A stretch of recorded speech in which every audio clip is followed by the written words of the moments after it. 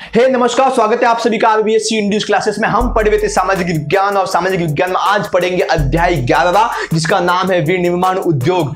इस पार्ट में से बहुत सारे टॉपिक आपके 2020 और 21 के सिलेबस में से काट दिए गए हैं, किंतु जो टॉपिक बचे हैं आज हम उन टॉपिकों का अध्ययन करने वाले हैं। वो टॉपिक है, सबसे पहला टॉपिक है औद्योगिक प्रदूषण और दूसरा टॉपिक है राजस्थान में औद्योगिकीकरण। इन दो टॉपिकों का अध्ययन हम बहुत ही जी जान लगा के करने वाले हैं। ये पार्ट आपको एग्जाम में दिलाएगा पूरे 4 मार्क्स। तो चलिए बिना देरी किए हुए इस पार्ट को समझते हैं। इस पार्ट का नाम है विनिर्माण उद्योग। विनिर्माण उद्योग मतलब देखिए पहले से ही कुछ निर्माण किया हुआ है, जो पहले से चीज है उस चीज को वापस से निर्माण करना और उसका उद्योग चलाना, यही इस पार्ट का मतलब है। तो सबसे पहले हम समझते हैं उद्योग का मतलब क्या होता है। किसका मतलब? उद्योग का मतलब। सिंपल भाषा में कहूं तो पहले से जो चीज हमारे पास है उस चीज को वापस से मॉडिफाई करके कोई दूसरी चीज बना देना, यही है उद्योग। जैसे कि हमारे पास मान लीजिए गेहूं है, तो गेहूं का हम लोग आटा बना दे, आटे की फैक्ट्री लगा दे, एक आटे की मिल लगा दे, तो ये क्या हो गया? आटे का उद्योग हो गया। तो पहले से जो चीज हमारे पास है उस चीज में कुछ बदलाव करके, उस चीज में कुछ औद्योगिकरण करके, उस चीज में कुछ मॉडिफाई करके हम कुछ नई चीज बना दे, हम कोई नया सामान बना दे, कोई नई वस्तु बना दे, यही क्या है? यही है उद्योग। देखिए आपकी बुक में क्या परिभाषा दी हुई है? कृषि तथा खनन क्रियाओं के द्वारा प्राप्त किए गए पदार्थों को रासायनिक तथा भौतिक गुणों को मानव उपयोग करने के लिए बहुआयामी रूप में परिवर्तन करने की क्रिया को उद्योग कहा जाता है। देखिए यहां पर क्या लिखा हुआ है? कृषि तथा खनन क्रियाओं के द्वारा। अगर हम उद्योग को सिंपल भाषा में समझे तो जो हमें खेती से प्राप्त होता है, जो हमें जमीन के नीचे से, जो हमें खुदाई से प्राप्त होता है, खनन से प्राप्त होता है, उन वस्तुओं को मानव अपने उपयोग लायक बनाता है। मानव अपने उपयोग के लिए अलग अलग प्रकार की वस्तुएं बनाता है और उसी को ही वस्तुएं बनाकर उसको अलग अलग रूप देता है, यही है उद्योग। देखिए क्या लिखा हुआ है कि कृषि तथा खनन क्रियाओं से। पहली बात तो सामान कहां से मिलेगा? कृषि से मिलेगा, खनन की क्रियाओं से मिलेगा। दूसरी बात, मानव उस पर क्या करेगा? रासायनिक और भौतिक उसके गुणों में बदलाव करेगा। रासायनिक क्रिया करके, कुछ भौतिक क्रिया करके उसको अलग अलग आयाम देने की कोशिश करेगा, उसमें कुछ ना कुछ बदलाव करने की कोशिश करेगा और जब वो वस्तु मानव की उपयोगी हो जाएगी तो क्या हो गया? उद्योग हो गया। सीधी सी बात है। अगर हमें अरंडा होता है, जो अरंडी होती है वो खेत से प्राप्त होती है, लेकिन हमें उसका तेल उपयोग चाहिए, हमें अरंडी का तेल चाहिए थी, तो फैक्ट्री है जो उद्योग वाले क्या करेंगे? इस अरंडी का तेल निकाल के हमको दे देंगे अच्छे से डब्बी में पैक करके। तो ये क्या हो गया? अरंडी के तेल का उत्पादन हो गया, है कि नहीं? तो यही है उद्योग। सीधी सी बात है। जो खेती से वस्तु प्राप्त होती है, जो खनिज से वस्तु प्राप्त होती है, उन पर रासायनिक और भौतिक गुणों के उपयोग करने के लिए मानव उन पर बहुआयामी जो है बदलाव करता है, उसी को क्या कहते हैं? उद्योग कहते हैं। देखिए उद्योग होता है, उद्योग ने मानव की जीवन बदला है, उद्योग के कारण मानव ने प्रगति की है। अगर हम उद्योग नहीं करते तो आज भी हम पत्थर से जो है आग लगाते। देखिए जैसे जैसे उद्योग होता गया वैसे वैसे जो है प्रदूषण का स्तर भी बढ़ता गया। अगर पृथ्वी पर उद्योग होता ही नहीं तो सीधी सी बात है प्रदूषण होता ही नहीं। तो जैसे जैसे उद्योग बढ़ता गया वैसे वैसे प्रदूषण भी बढ़ता गया और हद तो तब हो गई जब इंग्लैंड में 19वीं शताब्दी में औद्योगिक क्रांति हुई। उसके बाद मशीनों का बहुत ज्यादा मात्रा में उपयोग होने लगा और जिसके कारण औद्योगिक प्रदूषण जो है और भी तेजी से बढ़ने लगा। देखिए भारत में पहले जो है अच्छा खासा औद्योगिकरण होता था। भारत में पहले बहुत सारी ऐसी वस्तुएं बनती जो आज भी है। अगर आज भी दिल्ली में जाएंगे तो एक लोहा स्तंभ खड़ा है और उस पर अभी तक जंग भी नहीं लगा। यह भी एक अच्छे औद्योगिकरण का उदाहरण है। लेकिन उस समय उतना प्रदूषण होता था क्या? नहीं होता था। यह बिना प्रदूषित सृष्टि को बिना प्रदूषण किए हुए उद्योग का नतीजा है। भारत में उस समय कुटीर उद्योग चलते थे, लघु उद्योग चलते थे। हालांकि आज भी कुछ मात्रा में चलते हैं, लेकिन वो एक अच्छे औद्योगिकरण का नमूना था। किंतु आज का जो औद्योगिकरण है उस औद्योगिकरण के कारण औद्योगिक प्रदूषण का स्तर जो है दिन ब दिन बढ़ता ही जा रहा है और एक दिन ऐसा दिन आ जाएगा कि पृथ्वी पर सिर्फ और सिर्फ औद्योगिक प्रदूषण ही होगा, सिर्फ और सिर्फ प्रदूषण ही होगा। देखिए औद्योगिकरण के क्या होने लगा? औद्योगिकरण होने लगा नगरीयकरण। जब उद्योग बढ़ने लगे तो लोग जो है गांव छोड़ छोड़ के नगर में आने लगा। जो नगर थे, जो शहर थे वो बड़े होने लगे। तो नगरीयकरण होने के कारण अपने देश में जैसे कि दिल्ली, मुंबई, जयपुर, ये सब क्या है? बड़े बड़े नगर है कि नहीं? तो भी नगरीयकरण हुआ तो नगरीयकरण में लोग ज्यादा रहने लगे, औद्योगिक उत्पादन जो है बहुत ज्यादा होने लगा, जिसके कारण इन बड़े बड़े नगरों में, इन बड़े बड़े शहरों में औद्योगिक प्रदूषण भी बढ़ गया। यहाँ के जल में, यहाँ की वायु में जो है बहुत ज्यादा प्रदूषण हो गया। देखिए केंद्रीय जल मल नियामक बोर्ड, देखिए भारत में एक बोर्ड है जिसका नाम है केंद्रीय जल मल नियामक बोर्ड। इसकी एक रिपोर्ट के हिसाब से जो गंगा गंगा यमुना जो नदी है, उन नदी के आसपास जो उद्योग चलते हैं वहां पे चमड़ा, कागज, खाद, रसायन, औषधि उद्योग जितने भी चलते हैं, जो कि चमड़े का उद्योग है, कागज का उद्योग है, खाद का उद्योग है, केमिकल रसायन का उद्योग है, औषधि जो है दवाइयों का उद्योग है, उसके कारण उसका जो वेस्ट मटेरियल होता है, जो उसका सारा केमिकल वेस्ट होता है, जो सारा गंदा पानी होता है, वो सब जाके गंगा में मिलता है, यमुना नदी में मिलता है, जिसके कारण ये नदियां बहुत ज्यादा प्रदूषित हो गई है। इसमें जहरीली गैस निकलती है। आपको विश्वास नहीं होगा, बीच में मैंने फोटो देखी थी कि यमुना में झाग जम गया, झाग, इतनी बड़ी मात्रा में यमुना नदी में झाग जम गया, समझ नहीं आती कि नदी है कि क्या है कि नहीं। इसके बाद जो गोमती नदी जो कि लखनऊ में है, जो कि मतलब गोमती नदी जो है वो लखनऊ में होके बहती है, तो उस लखनऊ में कागज गन्ना उद्योग क्या है, वहां पे उद्योग लगे हुए, कागज के लगे हुए, गन्ना के उद्योग लगे हुए हैं। तो उन उद्योगों का सारा जो वेस्ट मटेरियल है, जो गंदा माल, जो गंदा पानी है, वो सारा जाके गोमती नदी में मिल जाता है, जिसके कारण जो गोमती नदी है वो पूरी जहरीली हो चुकी है, विषाक्त हो चुकी है। और यहां पे अक्सर ऐसा देखने को मिलता है कि जो उस नदी की मछलियां होती है बाहर पड़ी हुई, उस नदी के किनारे बाहर मछलियां मरी हुई पड़ी हुई मिलती है। आपने अक्सर न्यूज में देखा होगा कि आज यहां पे तो आज वहां पे बहुत सारी लाखों में मछलियां मरी पड़ी हुई मिली है नदी के किनारे। क्यों? इसी के कारण, औद्योगिक प्रदूषण के ही कारण। एक अध्ययन से हमें पता चलता है कि 30% महानगरीय जनसंख्या जो है, मतलब 30% जनसंख्या जो कि बड़े बड़े शहरों में रहती है, वहां पर उन लोगों को सांस लेने की बड़ी समस्या होती है, सांस से संबंधित, जिसके कारण मानव की प्राणवायु चलती है, जो प्राणवायु है मानव की, जो मानव का जीवन जिसके कारण चलता है, सांस, तो सांस की बीमारी जो है अधिकतर महानगरीय लोगों को होने लगी है। क्यों होने लगी है? क्योंकि वहां पे औद्योगिकरण बढ़ा, तो उससे क्या होने लगा, वहां पे हानिकारक कार्बन, सीसा, सल्फर, ये जो गैसें थी, हानिकारक जो गैसें थी, चाहे वो कार्बन हो, सल्फर हो, सीसा हो, ये जाके मिट्टी में मिल गई, जल में मिल गई। अभी इसी जल का उपयोग कौन करने लगा? लोग करने लगे, जिसके कारण इनको बहुत ही गंभीर बीमारियां होने लगी, बहुत ही भारी बीमारियां होने लगी। कौन कौन सी? जैसे कि कैंसर ले लीजिए, रक्त की, खून की बीमारी ले लीजिए, चमड़ी की, देखिए चमड़ी पे बहुत से अलग अलग प्रकार की बीमारियां हो जाती है। ये किसके कारण होती है? प्रदूषण के कारण ही होती है।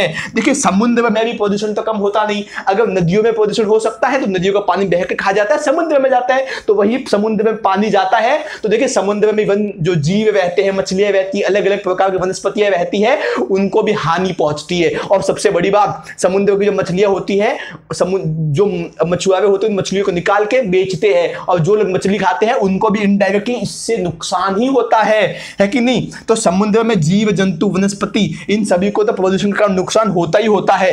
इसके अलावा जो समुद्र में बड़े बड़े जहाज चलते हैं, उन जहाजों से तेल विषाव होता है। देखिए जहाज कैसे चलते? तेल से चलते, पेट्रोल से चलते हैं। जब वो चलते हैं तो वो जो तेल होता है, तेल समुद्र में गिरता जाता है। कभी कभार जहाजों में टक्कर हो जाती है, जिसके कारण जो है ब्लास्ट होता है, तेल निकलता है बहुत ज्यादा, तो वो तेल विषाव होता है। इसके बाद जो बड़े बड़े बम होते हैं, जो परमाणु परीक्षण होते हैं, बड़े बड़ी मिसाइलें होती है, उनका परीक्षण करना तो कहां पे करते हैं? ठीक समुद्र के बीच में करते हैं, ताकि जो है मलबा जो होता है ना उसका, अगर मिसाइल फेल हो जाए तो उसका जो मलबा होता है ना, वो आके समुद्र में गिर जाता है, जिसके कारण बहुत भारी मात्रा में समुद्र में क्या होता है? प्रदूषण होता है, और हमें ही नुकसान होता है, हमें ही नुकसान अंततः उठाना ही पड़ता है। देखिए भारत में 8 में से 1 पक्षी जो है लुप्त हो रहा है। आपने देखा होगा पहले हंस होते थे, आजकल हंस नाम सुना है? होते देखा नहीं, कभी बुक में देखा होगा, टीवी में देखा होगा, हंस लुप्त हो गए। क्यों हो गए? इसी के कारण। इसके अलावा मैं जहां पे रहता हूं, मैं बॉम्बे में रहता हूं, यहां पे मुझे कबूतर के अलावा कोई दूसरा पक्षी दिखाई नहीं देता। अधिकतर कबूतर भी दिखाई देते, कोई दूसरा पक्षी मुश्किल से कभी कभार नजर आ गया तो है। तो यही स्थिति है कि जो 8 पक्षियों में से 1 पक्षी हमेशा लुप्त होता है भारत में, 8 में से 1 पक्षी लुप्त हो रहा है। तो समझिए जितनी पक्षियों की प्रजाति है उनमें 8 से भाग दीजिए, फिर उनमें 1 से कॉन्सेप्ट लगा कि आप निकालिए कि कितनी प्रजाति लुप्त हो रही है भारत में पक्षियों की, है कि नहीं। देखिए अम्ल वर्षा के कारण उर्वरकता में कमी आ गई। देखिए जितने सारे केमिकल है जो वायु प्रदूषण के कारण हवा में जाके मिलते हैं, और वही ऊपर जाके बादलों में मिल जाते हैं। जब बादल बरसात करते हैं तो होती है अम्लीय वर्षा। उन्हीं अम्लीय वर्षा के कारण वो पानी कहाँ जाता है? खेतों में जाता है, बांध में जाता है, और सारा पानी इकट्ठा होकर अंततः जाता है खेतों में ही है, खेती के काम में। और वो अम्लीय वर्षा का पानी क्या करता है? जो खेत की जो उर्वरकता होती है, जो खेत की जो उपजाऊ भूमि होती है, उस उपजाऊ शक्ति को कम कर देता है। खेत को क्या कर देता है? बेअसर कर देता है, उसकी उपजाऊ शक्ति को कम कर देता है। कौन? यही औद्योगिक प्रदूषण कारण सब होता होता है। इसके अलावा तापमान में वृद्धि होती है। देखिए आजकल आपने देखा होगा गर्मी दिन ब दिन बढ़ती जाती है। मैं तो यहाँ पे देखिए यहाँ पे सर्दी का मौसम है फिर भी बहुत ज्यादा गर्मी यहाँ पे हो रही है, तो तापमान में वृद्धि होगी, जिसके कारण जो हमेशा बहने वाली नदी थी वो नदी अब सूखने की कगार पे आ गई है। जो कि पूरे 12 महीने तक नदी बहती रहती थी वो तापमान बढ़ने के कारण क्या हो गई, सूखने की कगार पे आ गई। कौन कौन सी नदी है, जैसे गंगोत्री हो गई, यमुनोत्री हो गई, ये सब नदियां क्या हो गई है, सूखने की कगार पे आ गई है। अब हम अगला टॉपिक लेते हैं, राजस्थान में औद्योगिकरण। कौन सा, राजस्थान में औद्योगिकरण। देखिए राजस्थान में इतना औद्योगिकरण तो हुआ नहीं, लेकिन हाँ कुछ सीमित मात्रा में राजस्थान में भी औद्योगिकरण हुआ है। देश के उत्पादन में योगदान, देखिए राजस्थान जो है औद्योगिकरण के मामले में देश में कुल 6% का योगदान देता है। कितने परसेंट, 6% का। देश में जितना भी औद्योगिकरण होता है उसमें से 6% का योगदान कौन देता है, अपना राजस्थान देता है। राजस्थान की जीडीपी में 30% की हिस्सेदारी कौन देता है, उद्योग देते हैं। औद्योगिकरण जो है 30% की हिस्सेदारी देता है राजस्थान की जीडीपी में। सकल घरेलू उत्पाद में 30% की हिस्सेदारी जो है राजस्थान की उद्योग देते हैं, है कि नहीं। देखिए अधिकतर उद्योग जो है खनिज कृषि पर आधारित है। राजस्थान में जितने भी उद्योग है वो या तो खेती पर आधारित है या फिर जो खनिज निकलता है उस पर आधारित है। इसके बाद देश में ऐसे बहुत सारे ऐसे उद्योग है राजस्थान में जो देश में प्रथम स्थान रखते हैं, एकाधिकार रखते हैं। वो कौन कौन से उद्योग, जैसे रत्न का उद्योग, आभूषणों का उद्योग, संगमरमर का उद्योग, सीमेंट का उद्योग, शीशा का उद्योग, जस्ता का उद्योग, नमक का उद्योग, हस्तशिल्प का उद्योग, कला का उद्योग, तिलहन का उद्योग। ये ऐसे कुछ उद्योग है जो देश में एकाधिकार रखते हैं। देश में सबसे ज्यादा उद्योग कौन पैदा करता है, राजस्थान करता है। इनके मामले में सबसे ज्यादा उत्पादन कौन करता है, राजस्थान करता है। चाहे वो रत्न हो, आभूषण हो, संगमरमर हो, सीमेंट हो, शीशा, जस्ता, नमक, हस्तशिल्प, कला और तिलहन, ये जितने भी उद्योग है, जितने भी उत्पादन है, इनमें सबसे ज्यादा उत्पादन कौन करता है, राजस्थान करता है। अब देखते हैं राजस्थान में कौन कौन से उद्योग होते हैं। तो सबसे पहला है शीशा और जस्ते का उद्योग। देखिए शीशा जस्ता का जो उद्योग है वो कहां कहां पे होते हैं, तो अरावली पर्वत जो है वो उसका भंडार है। अरावली पर्वत की श्रृंखला में जो है शीशा जस्ता का क्या होता है, खनन होता है, वहां से शीशा जस्ता निकाला जाता है। वहीं के आसपास जो है इसकी फैक्ट्रियां लगी हुई है, वहीं पे इसका उद्योग होता है कि नहीं। देखिए कहां कहां पे होता है, तो जावट देबावी जो कि उदयपुर में आया, जावट देबावी जो कि उदयपुर जिले में आया, चंदेरी जो कि चित्तौड़ जिले में आया, राजपुरा दविबा और रामपुरा दविबा, इन 4-5 जगहों पर जो है शीशा जस्ता का उद्योग होता है। कहां कहां पे होता है, जावर देबावी जो कि उदयपुर में है, चंदेरिया जो कि चित्तौड़गढ़ में है, इसके बाद राजपुरा दविबा और रामपुरा दविबा, इन जगहों पे शीशा जस्ता का उद्योग होता है। इसके बाद जहां पे इसकी खान लगी हुई है ना, शीशे जस्ते की जहां से खान लगी हुई ना, उसी के पास इनको सही, उनको रिसाइकिल करने के लिए, या कह सकते हो इनको अच्छे से उनको फाइनल टच देने के लिए जो है यहाँ पे खानों के पास ही इनके जो है अलग अलग प्रकार की फैक्ट्रियां स्थापित की गई है। देश में 95% का योगदान, देखिए 95% का योगदान जो है वो शीशा जस्ता में अपना राजस्थान देता है देश में। मतलब देश में जितना भी शीशा जस्ता का उत्पादन होता है उसका 95% कौन करता है, अकेला राजस्थान करता है। इसके बाद दूसरा है सीमेंट का उद्योग। देखिए सीमेंट के उद्योग में भी राजस्थान पहले नंबर पे है। अपना राजस्थान सीमेंट के उद्योग में भी सबसे ज्यादा सीमेंट कहां पे उद्योग होता है, सीमेंट राजस्थान में ही उद्योग होता है। देखिए इसका सबसे पहली बार राजस्थान में सीमेंट उद्योग कब प्रारंभ हुआ, तो 1912-13 में लाखेरी जो कि बूंदी जिले में है, लाखेरी जो कि बूंदी जिले में है, वहां पे 1912-13 में सीमेंट का उद्योग स्थापित हुआ, स्टार्ट हुआ, प्रारंभ हुआ। और लाखेरी से ये इसका और अधिक क्षेत्र में बढ़ता गया और सीमेंट के बहुत सारे क्षेत्र बन गए, बहुत सारी पेटियां बन गई। कौन कौन से, देखिए निम्बोड़ा हो गया, चित्तौड़गढ़ हो गया, कोटा, बूंदी, सवाई माधोपुर, उदयपुर, नागौर, पाली, सिरोही, इन सभी जिलों में जो है वो अब क्या होता है, सीमेंट का उद्योग होता है। इसके बाद अपने पूरे राजस्थान में 16 बड़ी सीमेंट की कंपनियां हैं, 16 बड़ी सीमेंट की इकाइयां हैं और 5 जो है मध्यम इकाइयां, न तो ज्यादा छोटी नहीं ज्यादा बड़ी, मध्यम 5 इकाइयां हैं और 130 जो है निजी इकाइयां है, प्राइवेट सेक्टर के हाथ में 130 इकाइयां है, सीमेंट की फैक्ट्रियां है। ठीक है ना। जो 6 बड़ी कंपनियां हैं सीमेंट की, जो 6 बड़ी इकाइयां हैं सीमेंट की, वो अकेले चित्तौड़गढ़ में है। चित्तौड़गढ़ जिले में 6 बड़ी इकाइयां हैं सीमेंट की, इसीलिए चित्तौड़गढ़ को सीमेंट की नगरी कहा जाता है। याद रखिएगा, 1 मार्क्स के लिए एग्जाम में आ सकता है। चित्तौड़गढ़ को क्या कहा जाता है, सीमेंट की नगरी कहा जाता है। देखिए देश में जितना सीमेंट होता है उसका 16% योगदान जो है अकेला राजस्थान देता है। इसके बाद राज्य में 90% जो है पोर्टलैंड सीमेंट सीमेंट होता है, 10% सफेद सीमेंट होता है। देखिए आपने देखा होगा सीमेंट, एक तो पहले चूना होता था, वो सफेद चूना जिसको सफेद सीमेंट भी कहते थे, जिसके माध्यम से आज से 50-100 साल पहले घर बनते थे, ठीक है ना। तो वो हो गया सफेद सीमेंट, वो कहां पे होता है, नागौर में होता है। अभी जो हम सीमेंट देख रहे हैं उसको कहते हैं पोर्टलैंड सीमेंट। तो राजस्थान में 90% पोर्टलैंड सीमेंट होता है। ये पोर्टलैंड सीमेंट क्या है, तो देखिए पोर्टलैंड सीमेंट का आविष्कार जो है 1824 में इंग्लैंड के पोर्टलैंड शहर में हुआ।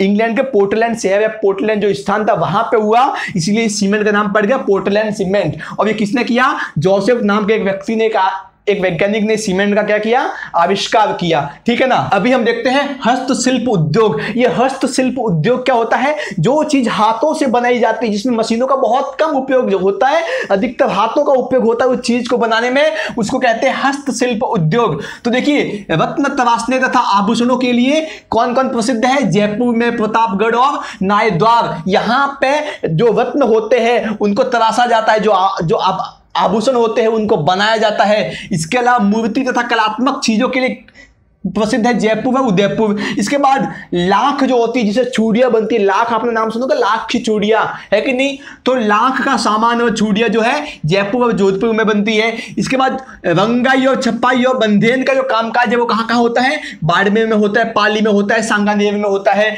इसके बाद जो चमड़े का सामान है वो कहां कहां पे बनता है, जोधपुर में, जयपुर में। जयपुर की जो जूती है बड़ी प्रसिद्ध है कि नहीं। तो जोधपुर में, जयपुर में, अजमेर में, बाड़मेर में, यहां पे बनता है, चमड़े का सामान बनता है। देखिए हर जगह जयपुर जो आया है, तो हर प्रकार का जो उद्योग है वो जयपुर में तो होता ही होता है, किसमें, हस्तशिल्प उद्योग में। इसके बाद देखिए मार्बल का उद्योग कहां पे होता है, मार्बल उद्योग, जो टाइल्स होती है, टाइल्स जो हम अपने घरों में लगाते हैं, मार्बल्स, उनका उद्योग कहां पे होता है। तो देखिए उच्च श्रेणी का संगमरमर जो है राजस्थान में पाया जाता है, बड़ी हाई क्वालिटी का, बड़ी अच्छी गुणवत्ता का जो संगमरमर है वो अपने राजस्थान में पाया जाता है। और कहां कहां पाया जाता है, देखिए मकराना में पाया जाता है, सिरोही में पाया जाता है, राजनगर में पाया जाता है, चित्तौड़ में पाया जाता है, उदयपुर में पाया जाता है, किशनगढ़ में पाया जाता है और यहां पे पाया जाता है। इसके अलावा यहां पे जो है इन संगमरमर को कटाई का काम भी यहीं पे होता है, इनको पॉलिश किया, चमकाया जाता है, पॉलिश करके, पॉलिश करने का काम भी यहीं पे होता है।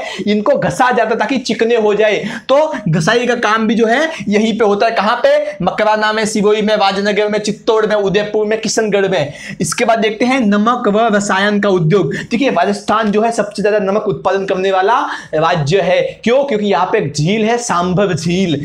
सांभर झील जो है वो देश में सबसे ज्यादा सर्वाधिक नमक उपयोग जो है उद्योग करती है। कौन, सांभर झील। सबसे ज्यादा नमक कहां से मिलता है, सांभर झील से मिलता है। बड़ी खारे पानी की झील है, जयपुर में है ये झील, है कि नहीं। इसके बाद डिडवाना, नागौर में क्या है, सोडियम सल्फेट का कारखाना है। डिडवाना कहां पे है, नागौर में आया। डिडवाना में क्या है, सोडियम सल्फेट का कारखाना है। सोडियम सल्फेट एक प्रकार केमिकल है, रासायनिक है। इसके बाद पंचपदरा कहां पे है, बाड़मेर में। तो पंचपदरा में जो है मैग्नीशियम सल्फेट का कारखाना है। मैग्नीशियम सल्फेट ये भी एक प्रकार क्या है, रसायन है, आपने साइंस में नाम सुना होगा, ठीक है ना। इसके बाद ऊन उद्योग, ऊन जिससे हम स्वेटर बुनते हैं वही ऊन। तो ऊन का उद्योग कहां कहां पे होता है, तो देश में जो है सर्वाधिक ऊन कहां मिलती है, अपने राजस्थान में मिलती है। क्यों मिलती है, क्योंकि यहां पे भेड़ और ऐसे पशु जिनसे हमें ऊन मिलती हो, इस प्रकार के पशुओं का जो है पालन बड़ी मात्रा में होता है। आपने देखा बहुत से भेड़ पालन होता है, बकरी पालन होता है। क्यों, क्योंकि वहां से क्या मिलती है, ऊन मिलती है और वही ऊन जो है अलग अलग कामों में उपयोग होती है। तो जो राजस्थान है वो सर्वाधिक ऊन उत्पन्न करने वाला क्षेत्र भी है। इसके अलावा बीकानेर, जोधपुर, बाड़मेर, पाली में क्या है, ऊनी कंबल बनने का कारखाना है, नमदे बनने का कारखाना है। कहां पे है, बीकानेर, जोधपुर, बाड़मेर और पाली में क्या बनती है, ऊनी कंबल बनती है, नमदे बनते हैं, यहां पे इनका कारखाना भी है। इसके बाद सूती वस्त्र उद्योग। तो सूती वस्त्र उद्योग में भी राजस्थान जो है नया नया उतरा है मैदान में। अभी जो है नूतन अवस्था में है सूती वस्त्र उद्योग राजस्थान में, ठीक है ना। यहां पे जो है सूती मिले, मतलब सूती कपड़ों की मिले कहां कहां पे है, तो भीलवाड़ा में है, उदयपुर में है, कोटा में है, गंगानगर में, पाली में है। इसके बाद देखिए सूती वस्त्र जो होते हैं उनको नमी चाहिए होती है, ठंडक चाहिए होती है। लेकिन भाई राजस्थान ठहरा गर्म प्रदेश, तो इनको जो सूती वस्त्र को मील है, जो कपड़े हैं, इनको ठंडक पहुंचाने के लिए यहाँ पे कृत्रिम नमी लाई जाती है। क्या कृत्रिम नमी, थोड़ी कृत्रिम ठंडक हो, तो यहाँ पे कृत्रिम नमी के लिए क्या उपयोग है, मशीनों का उपयोग किया जाता है। देश में जितना सूती वस्त्र उद्योग होता है, जो उत्पादन होता है, उसका 4% उत्पादन जो है अकेले राजस्थान करता है। और जो यहाँ पे सूती वस्त्र बनता है वो शूटिंग और शर्टिंग का जो ये है ना, शूटिंग शर्टिंग का मतलब सूट बनते हैं, शर्ट बनते हैं, ये इस कपड़े में अधिकतर इसका उपयोग होता है। इसके बाद देखिए तिलहन उद्योग। तिलहन मतलब जिस फसल से तेल निकलता हो वो है तिलहन फसल, और तिलहन उद्योग मतलब तेल निकालने का उद्योग। तो देश में जो है तिलहन उद्योग में राजस्थान प्रथम स्थान पे आता है। सबसे ज्यादा तिलहन का उद्योग कहां पे होता है, राजस्थान में ही होता है। यहाँ पे मूंगफली हो गया, सरसों हो गया, सोयाबीन हो गया, अलसी हो गया, अरंडी हो गया, इनका जो बहुत बड़ी मात्रा में खेती होती है, इनकी कृषि होती है बड़ी मात्रा में, और इनको आसपास की मंडी में बेचा जाता है। वहां पे इनका निकलता है तेल। कहां कहां देखिए तेल निकलने की इकाइयां मशीनी कहां कहां पे है, तो भरतपुर में है, अलवर में है, जयपुर में है, दौसा में है, कोटा में है, बूंदी में है कि नहीं। तो ये हो गया तिलहन का उद्योग। अब इसके अलावा अन्य उद्योग भी जो है राजस्थान में फल फूल रहे हैं। सब कौन कौन से, देखिए चीनी उद्योग, चीनी मतलब खाते हैं, चीनी चक्कर का उद्योग है कि नहीं। चीनी उद्योग अभी जो है राजस्थान में इतना ज्यादा फलेगा फूलेगा नहीं। क्यों? क्योंकि राजस्थान में गन्ना इतना ज्यादा नहीं होता। तो गन्ना जहां पे ज्यादा होता है वहां पे चीनी उद्योग बड़े ही अच्छे ढंग से होता है। जैसे कि महाराष्ट्र हो गया, उत्तर प्रदेश हो गया, वहां पर चीनी उद्योग जो है अच्छे खासे ढंग से चलता है। तो फिर भी राजस्थान में चीनी उद्योग कहां कहां पे है, बूंदी में है, चित्तौड़ में है, भिलवाड़ा में है। इसके बाद गवार गम उद्योग। देखिए गवार एक पौधा होता है जिससे गम निकलता है। गम मतलब गोंद, चिपचिपा होता है गम, उससे फिर तेल निकलने का काम होता है। तो गवार गम उद्योग कहां कहां पे होता है, चूरू, जोधपुर, बाड़मेर, ठीक है ना। और कागज का उद्योग, कागज बनता है कि नहीं बनता, कागज जो हम लिखते हैं, कागज का उद्योग कहां कहां पे होता है, गोसुंडा, कोटा, भिलवाड़ा, उदयपुर, बांसवाड़ा। तो आज हमने क्या पढ़ा, आज हमने दो टॉपिक पढ़े, औद्योगिक प्रदूषण और राजस्थान में औद्योगिकरण। इसके संबंध में आपको कोई भी डाउट हो आप बिंदास नीचे कमेंट कीजिए, मैं आपको बताने के लिए तैयार बैठा हूं। जो भी डाउट पूछिए, आप पूछने से ही हम बताने के लिए तैयार बैठे हैं। इस प्रकार के और अधिक वीडियो देखने के लिए चैनल को लाइक कीजिए, सब्सक्राइब कीजिए, इस वीडियो को लाइक कीजिए, बहुत मोटिवेशन मिलता है और आपका मोटिवेशन की हमें बहुत ज्यादा आवश्यकता भी है। आज के लिए बस इतना ही, धन्यवाद।